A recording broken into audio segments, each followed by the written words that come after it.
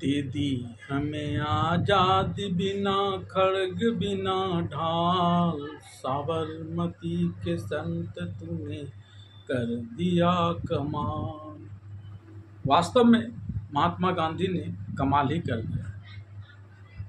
1857 की जिस क्रांति में भारत में 6000 अंग्रेज़ों की जान गई, 8 लाख के लगभग भारतीय सैनिक मारे गए, और ये आंकड़ा प्रत्यक्ष युद्धों का था, और प्रत्यक्ष रूप से और कितनों ही की जानें गई होंगी।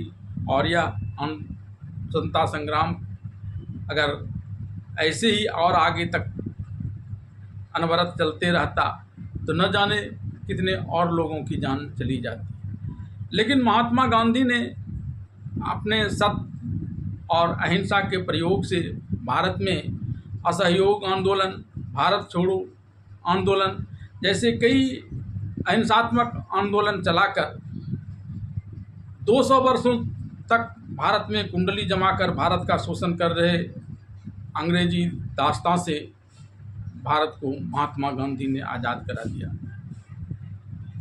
इस सत्य और अहिंसा के द्वारा न सिर्फ महात्मा गांधी ने भारत को आज़ादी दिलाई, बल्कि पूरी दुनिया को जो औपनिवेशिक दास्तां से ग्रस्त थे उन्हें एक नया हथियार भी मिल गया, और आने वाले कुछ वर्षों में तकरीबन दुनिया के हर देश औपनिवेशिक दास्तां से मुक्त होकर स्वतंत्र हो गए।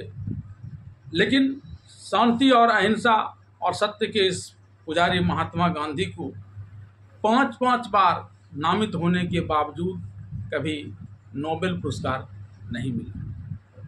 उनके पद चिन्हों पर चलने वाले नेल्सन मंडेला, जिन्होंने दक्षिण अफ्रीका में रंग भेद की नीति से मुक्ति दिलाई थी, उन्हें भी नोबेल पुरस्कार मिला था, लेकिन महात्मा गांधी को नहीं मिला था। आइए जानते हैं आखिर क्यों महात्मा गांधी को नहीं मिला था नोबेल पुरस्कार। नोबेल पुरस्कार समिति के द्वारा शांति और अहिंसा के पुजारी महात्मा गांधी को उनके महत्वपूर्ण योगदान के बावजूद उन्हें कभी भी नोबेल पुरस्कार नहीं दिया जाना वर्षों तक काफ़ी बहस और अटकलों का विषय रहा है।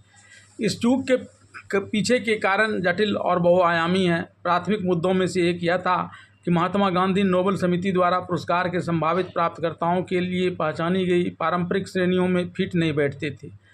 समिति के अनुसार वह कोई राजनीतिक या अंतर्राष्ट्रीय कानून के समर्थक नहीं थे, न ही वह मुख्य रूप से मानवीय राहत कार्यकर्ता या अंतर्राष्ट्रीय शांति सम्मेलनों के आयोजक थे।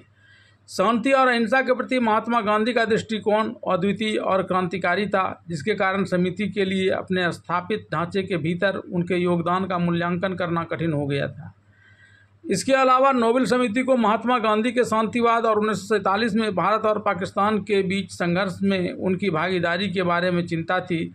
समिति के कुछ सदस्यों का मानना था कि महात्मा गांधी संघर्ष के एक पक्ष के प्रति बहुत अधिक प्रतिबद्ध थे और युद्ध के प्रति उनके निरंतर अस्वीकृति के बारे में संदेह था।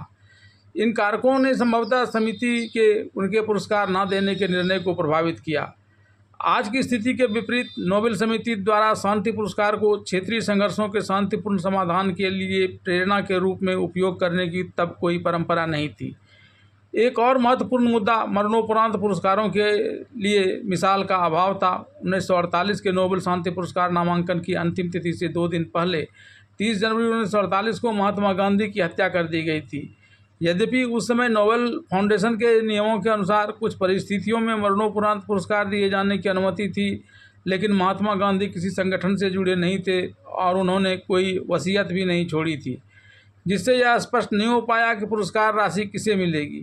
समिति ने अंततः मरणोपरांत पुरस्कार के विरुद्ध निर्णय लिया, क्योंकि ऐसा करना वसीयतकर्ता के इरादों के विपरीत होगा।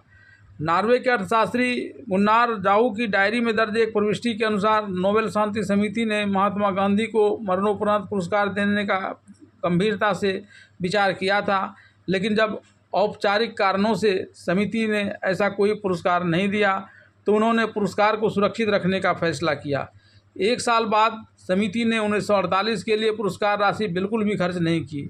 नोबेल समिति के बाद के सदस्यों ने पुरस्कार विजेताओं की सूची में से महात्मा गांधी को बाहर किए जाने पर सार्वजनिक रूप से खेद व्यक्त किया।